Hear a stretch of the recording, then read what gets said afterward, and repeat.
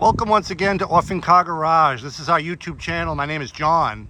We're located in Abington, and that's in the state of Massachusetts, which is about 30 minutes south of Boston. Abington, that is, not Massachusetts. So the car in front of us is a true orphan, hence our name, Orphan Car Garage. As I've mentioned before, we don't always just have orphan brand cars here at Orphan Car Garage, but we do invite them whenever possible. And here is a prime example of a true orphan car. This is from Nash, and this is from 1937. This is a Nash Lafayette 400. Now, the Lafayette name was not new to the car industry when Nash introduced it. Lafayette Motor Cars was its own company starting in 1919. By 1921, Charles Nash had become president of Lafayette Motor Company, as he was already president of Nash. And that's because Nash had become Lafayette's #1 shareholder. By 1924, the Nash company had completely taken over the Lafayette Motor Car Company, and the Lafayette name was soon retired, but not forever. 1934 came around, the Depression era was in full swing, and Nash wanted a lower budget entry-level sedan to introduce to the public. So hence the reintroduction of the Lafayette. The ironic thing was the Lafayette originally, under its own name, was a rather high-end car, up there with Rolls-Royce, or at least they were trying to be.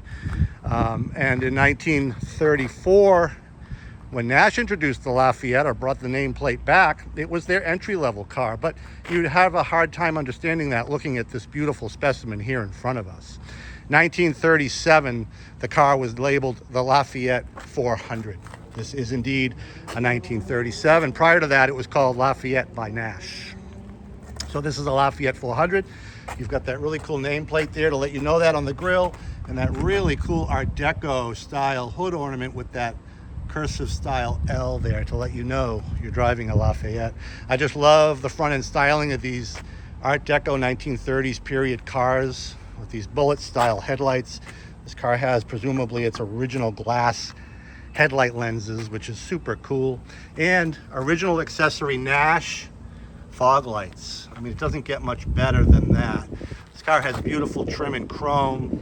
To give you a little background on this particular car, it has a fantastic pedigree dating back into the 1980s, where it's always been owned since then by Nash collectors and enthusiasts, at one time being owned for a very long time by the Nash Club president himself. He, in fact, had this car restored to stock specifications in the mid-1990s. We believe 1996. So that's when this car would have been painted. The paint has held up fantastic, although it is 30 years old and shows a little bit of wear. And before I forget, I'll go around and show you some of that issue. If you want to call it an issue, there's some cracking there on the outer edge of the left roof panel, as well as the lower edge of the left fender. You can see just some of that there. And on the right rear fender, which I'll show you as we go around the vehicle. But overall, very, very respectable. Nothing that I would attend to. This car certainly does not need to be repainted. If you thought this car needed to be repainted, you're probably not my buyer. Beautiful trim, that red pinstripe. Wait till I show you the interior. Trunk back design. Many people call this a trunk back. This is, in fact, a trunk in the back of this Lafayette 400. Another Lafayette 400 emblem there, and a customer preferred Nash sticker to let everybody behind you who's trying to figure out what's in front of them, let them know what you're driving. Very nice chrome once again. Nice, decent sized trunk. Very clean presentation under here. 2 levels, the bottom level being your spare tire and your jack assembly, which is all accounted and present. The original side panels, rubber floor mat here, and rubber and wooden shelf. Car cover that you'll get with the car. It's an expensive Evolution car cover, all-weather car cover for those days when you get a rain shower at the car show that you weren't expecting. A cool placard that you'll get along with the car showing some of its statistics. Brand new, this car was a whopping $845, which is about $18,000 in today's money. Yes, it's equipped with a straight flathead 6-cylinder engine that puts out a whopping 90 horsepower. But you know, with the 3-speed manual transmission, it does just fine for what you're going to want this car for. Let me get this closed here. Very, very nice presentation. Again, a little bit of paint cracking here on the right rear fender. I mean, from 5-10 feet away, you don't even see it. I wouldn't touch it at all, but I want to show it to you. Beautiful wheels with that artistic red painted design around each spoke, presumably correct for this car. Nice wide white wall tires, running boards. The interior is where this car really shines. Beautifully upholstered, presumably around 1996, with the correct materials. Gorgeous headliner, rubber floor mat in the front, which would be correct for this car. Business in the front, party in the back. The back has a carpet. I'll show you that in a minute. Unbelievable Art Deco dashboard. I just can't get enough of this dashboard design. And of course, there's an ashtray with a round door. It doesn't get much better than that. I also need to point out that this car is equipped with an electric clock.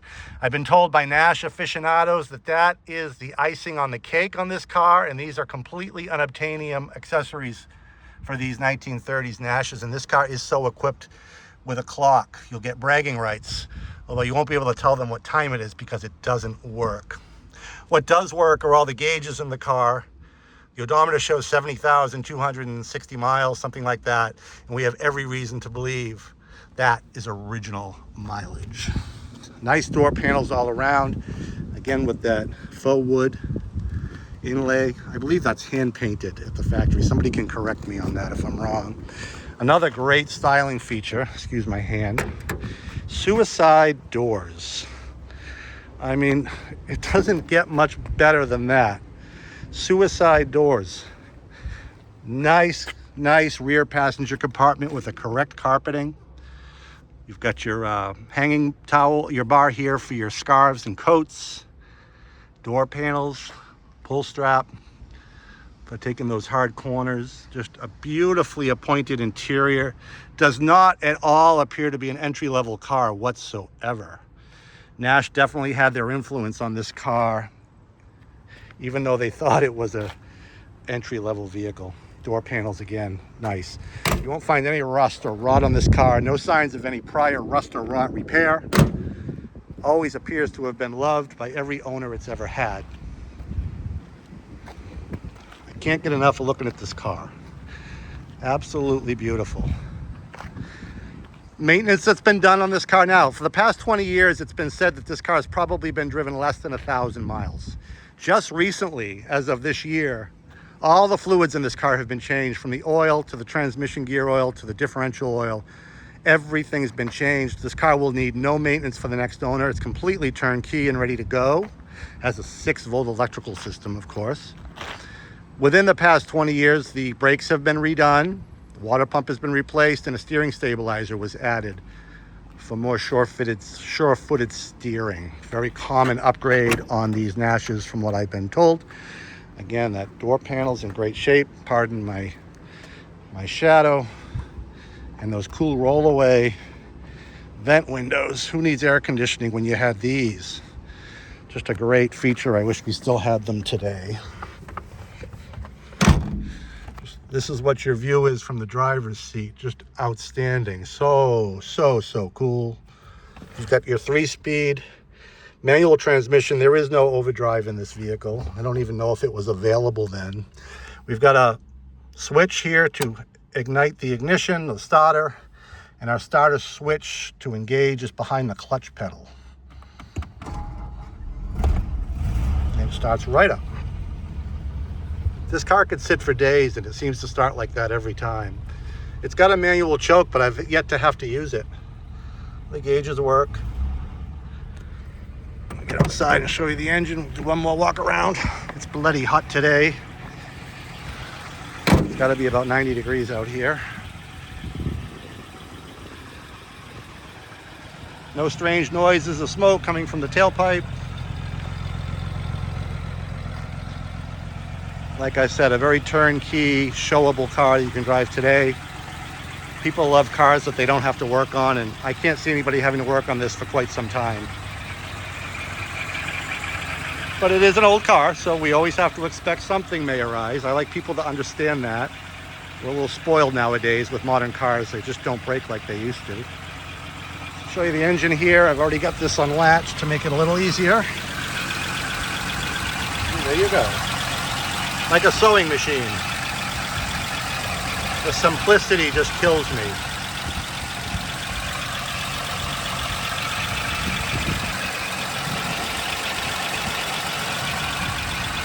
Beautiful running flathead 6. I'll latch that later. So there you have it. Beautiful presentation of a Depression era Nash. When's the last time you saw one of these cars? This undoubtedly is probably my first time, and it's offered here at Orphan Car Garage. Offered here for an astounding $14,900. $14,900 for this 1937 Nash Lafayette. Very turnkey drivable car from day one if you buy it. Check the car out on my website, orphancargarage.com. There's plenty of photos of the car there. Like us here on YouTube, of course, subscribe. We're the purveyors of affordability, but we're also the purveyors of fun. Everything from the 1920s to the 1990s and in between. Really try to be fussy about what I pick. And I hope you like what I pick. A lot of it's fun, different generations of cars, something to appeal to everybody. Give me a call once again, 508-954-8090, $14,900 for this outstanding rendition of a Nash from 1937. orphancargarage.com is again my website. Thanks again for joining me. Until the next one, we'll see you down the road. Have a good day.